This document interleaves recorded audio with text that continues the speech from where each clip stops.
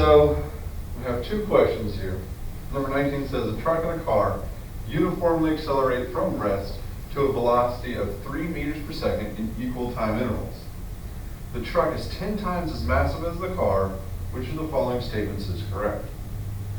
So here, we're looking here that they uniformly accelerate from rest to a velocity of 3 meters per second in equal time intervals. Well, what that means is the acceleration of the truck must equal the acceleration of the car. So we know that because they both go from 0 to 3, so the same change in velocity. And acceleration is change in velocity over time. So they have the same change in velocity, and it's going to be an equal time interval, so it is the same time. So both the velocity and time are the same. So that's the first key. Then it says the truck is 10 times as massive as the car. So if we wrote the mass of the truck, would be 10 times whatever the mass of the car is. All right, so we know that. And it wants us to find, or it wants to say, which of the following is correct. The force of the truck is 10 times the force of the car. The truck travels 1/10 the distance of the car. All of these, or the acceleration of the truck is 1/10 of that of the car. Well, we've already proved that the accelerations have to be equal, so that's not true. So obviously all of these is not true either. So here it talks about the distance and the force. Well, if we look here, we know that F equals ma, right, due to Newton's second law. So if we solve this for A, we get acceleration is force divided by mass. So in here, I can say that the force on the truck divided by the mass of the truck should be equal to the force on the car divided by the mass of the car. Now we do have this second relationship here that we can substitute in. And so for the mass of the truck, I'm going to substitute in 10 times the mass of the car. So we have force of the truck over 10 times the mass of the car, which equals the force of the car over the mass of the car. So if I multiply both sides by 10 times the mass of the car, these two will cancel. We'll do 10 times the mass of the car over here. The mass of the car will cancel, but we still have this times 10. So the force on the truck, therefore, must be 10 times the force on the car.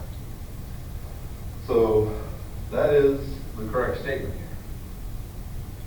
So, which makes sense. If you have the same acceleration and the truck is 10 times more massive, well, you're going to have 10 times the force in order to get the same acceleration. The truck does not travel the same distance, or the truck has to travel the same distance as the car because it's the same acceleration and same time. So if you calculate your displacement, which I'm not going to here, you would find that they have to be equal. Now as for number 20 down here, it says your water rocket weighed 19 newtons. If the water is released from the rocket, it produces 23 newtons thrust force. What is the rate of the rocket's acceleration? So here, this is a thing that requires 3 steps. So in the steps given to us here, the first thing we do is draw a free body diagram. We go, okay, we got 19 newtons down, right? That's our force of gravity, or the weight. And then we have 23 newtons up. That's our force of thrust, as it said. So we need to find 2 things before we can find the acceleration. In order to find the net acceleration, we have to find the net force, and F net equals mass times acceleration. Well, we're going to have to find both the net force and the mass before we can calculate the acceleration. So to find the net force, well, it's just these 2 forces here together. So we say F net equals the force of thrust minus the force of gravity. So F net equals 23 That's 19. So net force is 4 newtons.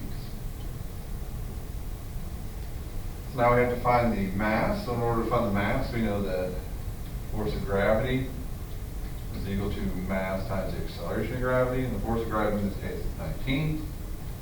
The mass is what we're looking for. The acceleration of gravity on Earth is 10 meters per second squared.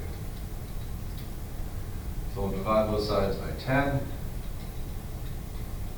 meters per second squared, and we'll get the mass has to be 1.9 kilograms. So then we plug both of those things in here, so we do 4 newtons equals 1.9 times A. So divide both sides by 1.9. And get the acceleration to be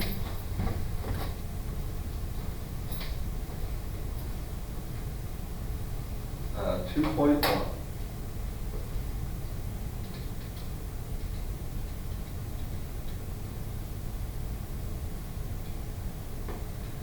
And that should be it.